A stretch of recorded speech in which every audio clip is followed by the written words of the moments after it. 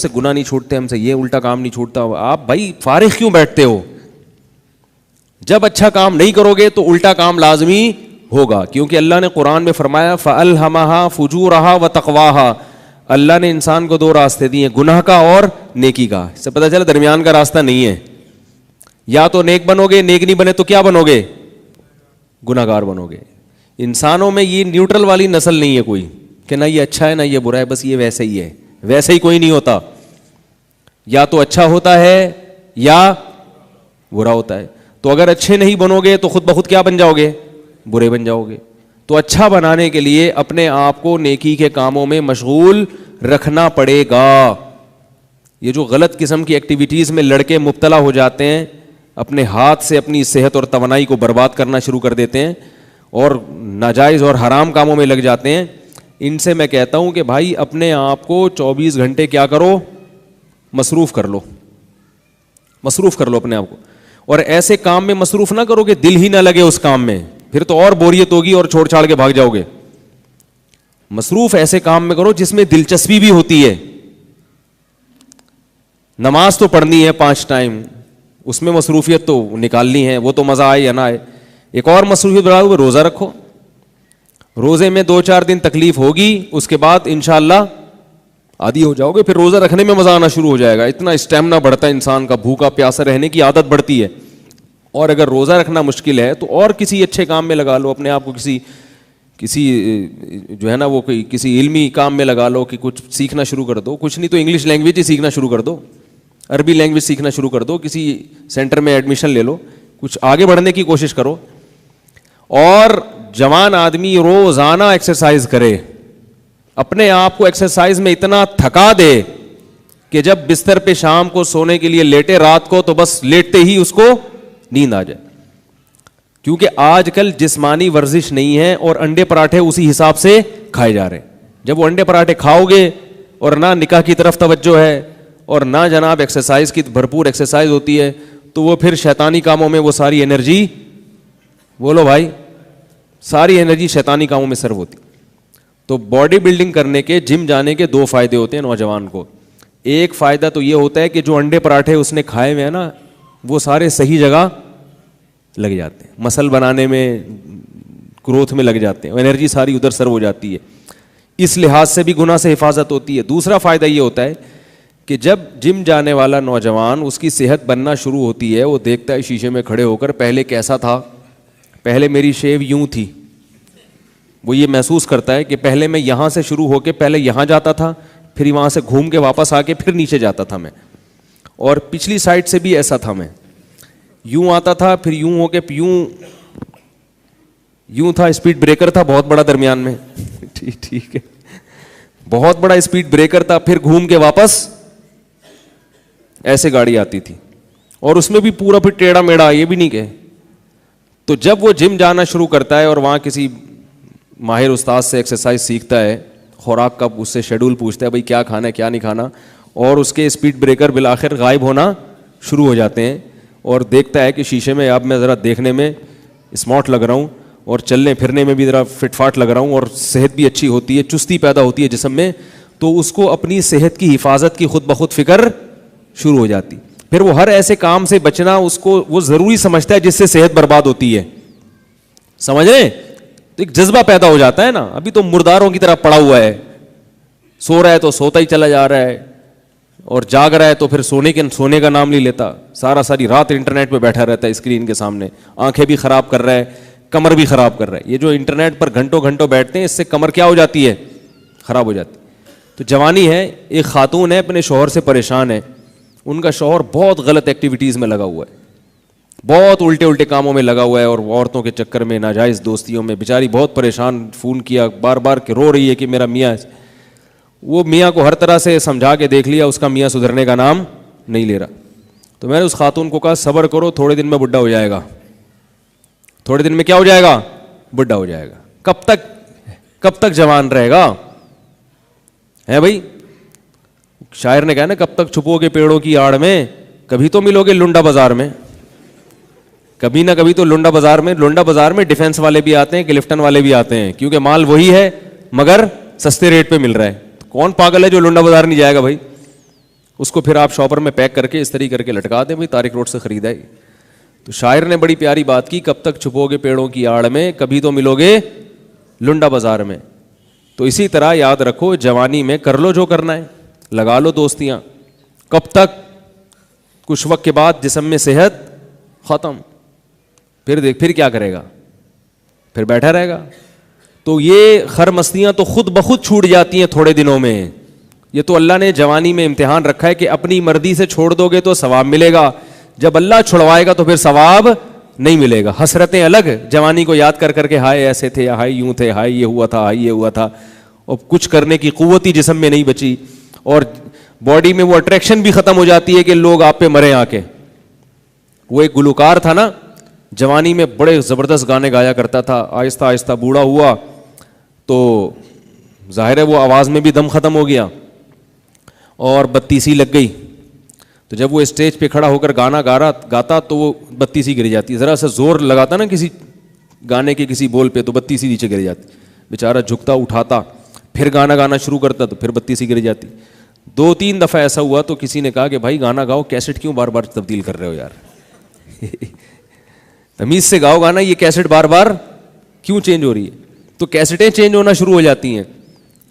تو اللہ تعالیٰ نے جب انسان کو جوانی دی ہو, صحت دی ہو, تو وہ اپنی جوانی کی قدر نہیں کرتا, وہ حرام اور ناجائز کاموں میں برباد کرتا. ایک بات یاد رکھو, جو میڈیکل سائنس کہتی ہے, ڈاکٹر کہتے ہیں کہ ان ناجائز کاموں میں اپنی صحت برباد کرنے سے صحت خراب نہیں ہوتی. یہ آج کل ڈاکٹروں نے ایک نئی چیز لے کر آئے ہیں مارکیٹ میں.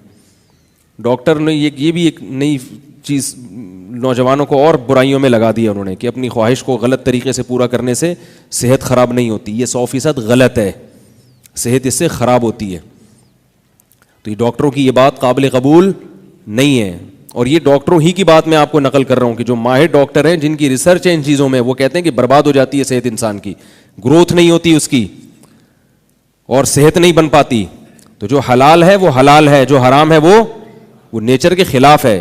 تو اس لیے کبھی کوئی ڈاکٹر کسی کو الو بنا رہا ہو نا کہ کچھ نہیں ہوتا, تو اس سے متاثر ہونے کی ضرورت نہیں ہے, صحت خراب ہو جاتی ہے. نوجوانوں کی حالات دیکھو نا, کیا ایسے بیچارے پھیکے پھیکے سے چہرے ہیں, ان کے چہرے پہ رونق ہی ختم ہو گئی, ایسے آ رہے ہوتے جیسے ہینگر پہ کوئی چیز لٹکی ہوئی ہے. میں نقشہ کھینچتا ہوں نا, ہینگر پہ کپڑے لٹکے ہوئے ہوتے ہیں نا, تو ایسے لگتا ہے کہ اس کے اوپر کپڑے لٹکے ہوئے ہیں, عجیب سے. پھر جو ہیں بھی تو موٹے ہیں, تو پھر موٹے ہی موٹے, عجیب سے, چہروں پہ رونق نہیں ہے. گٹکے کی لعنت, اور یہ سب سگریٹ کی لعنت, اور حرام کاریوں کی لعنت. اور خواتین کا بھی یہی حال ہے, وہ بھی فحش اور بیہودہ فلمیں دیکھ رہی ہیں, ان کی بھی صحتیں برباد ہیں. تو آخرت کی فکر نہیں کرتے انسان, اپنی دنیا کی فکر ہی کر لے کم از کم. صحت مند لوگ کتنی اچھی زندگی گزارتے ہیں. حکیم سعید کا نام سنا ہے آپ لوگوں نے؟ حکیم محمد سعید صاحب بڑے نیک آدمی تھے, داڑھی نہیں تھی, اللہ ان کو توفیق دے, مغفرت فرمائے ان کی, لیکن باقی چیزوں میں بہت زبردست انسان تھے وہ. تکبیر اولا کبھی فوت نہیں ہوتی تھی. بچپن سے ہی حکمت کا علم سیکھا, اپنی جوانی کی حفاظت کی انہوں نے, حرام کاریوں میں, فضول چیزوں میں جوانی کو برباد. وہ خود میں نے ان کی سوانح پڑھی ہے, میں ان کا یہ نونہال جو ہے نا بچپن میں پڑھا کرتا تھا, اس میں ان کے مضامین بڑے دلچسپ ہوتے تھے, بہت علمی باتیں ہوتی تھی اس میں. تو اپنی صحت کا خیال کیا انہوں نے, آخرت کا بھی دنیا کا بھی. علماء سے ان کے بڑے اچھے تعلقات تھے. دارالعلوم کورنگی کا پورا سسٹم جو پیسوں کا نظام ہے وہ آڈٹ کر کے وہ دیا کرتے تھے.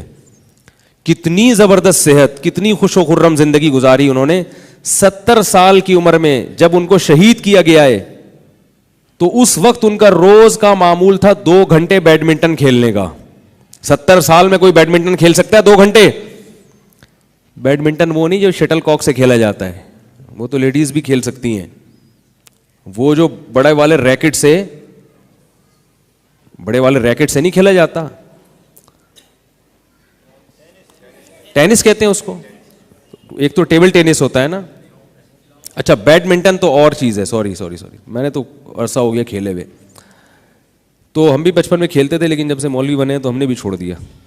تو وہ اب تیراکی پہ لوگ نہیں مان رہے, تو اگر ٹینس کھیلنا شروع کر دیا تو پتہ نہیں کیا کریں گے لوگ. تیرتے ہوئے اچھے نہیں لگ رہے لوگوں کو.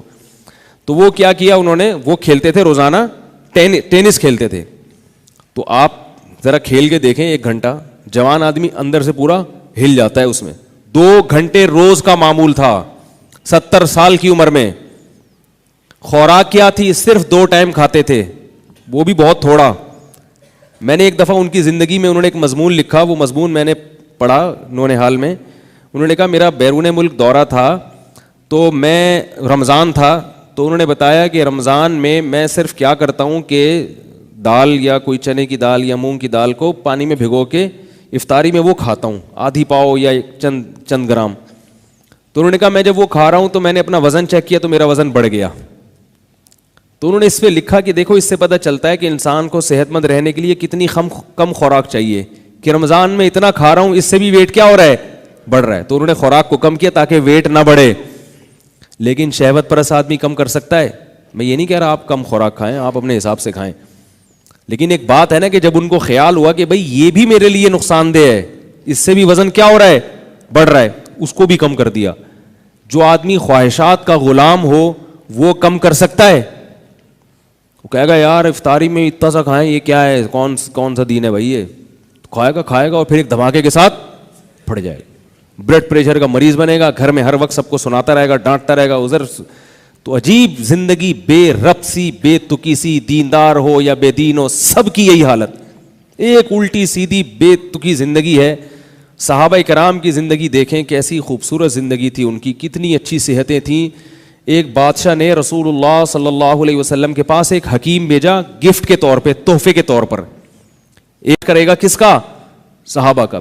ہمارے محلے میں کوئی ڈاکٹر آ جائے خوشی سے سارے بے ہوش ہو جاتے ہیں کہ یار ڈاکٹر فری میں علاج کر رہے ہیں, کیمپ لگ جاتا ہے, اس کے پاس لمبی لائن لگ جاتی ہے. تو اس کا بھی یہی خیال تھا بادشاہ کا, غالباً نجاشی تھا یا کوئی اور بادشاہ تھا, مجھے نام یاد نہیں ابھی اس کا ذہن میں.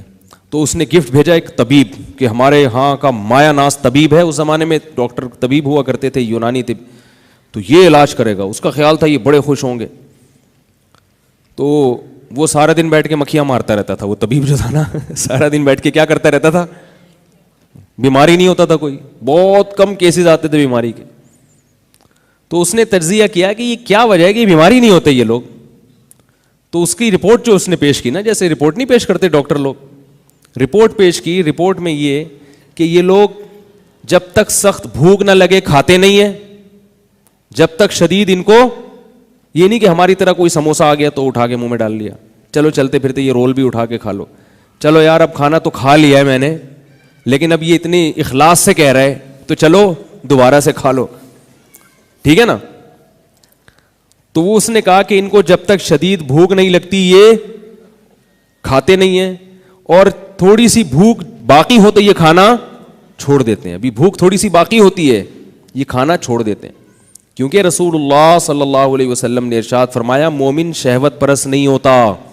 حدیث میں آتا ہے کہ ایک شخص رسول اللہ صلی اللہ علیہ وسلم کی خدمت میں آیا, غیر مسلم تھا, کافر تھا. آپ نے اس کو دودھ کا پیالہ پیش کیا اکرام کے طور پر, اس نے دودھ پیا, آپ نے فرمایا اور, اس نے کہا اور, آپ نے دوسرا پیالہ پیش کیا, 7 پیالے پی گیا دودھ کے. وہ کتنے پیالے؟ آپ نے اور پیش کیا, اس نے فرمایا بس شبعت, سیر ہو گیا میں.